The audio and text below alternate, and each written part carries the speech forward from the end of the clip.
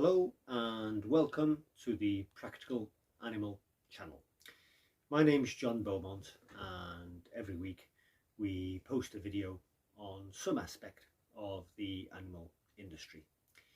Today I want to tell you that from next week we are going to be offering falconry lessons.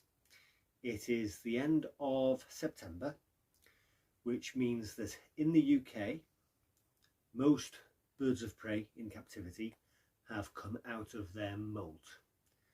The moult happens every year in the UK among birds of prey in captivity when they start to shed their feathers and grow new ones, approximately from February through to September.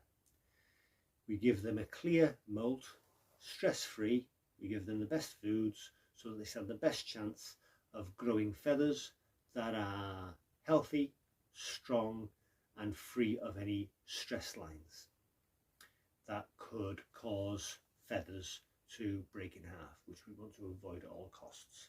I'm talking about the flight feathers, the primaries on the ends of the wings, the secondaries on the ends of the wings, and the tail feathers, or the feathers of the train. So we're starting falconry lessons. We'll be using a Harris's hawk.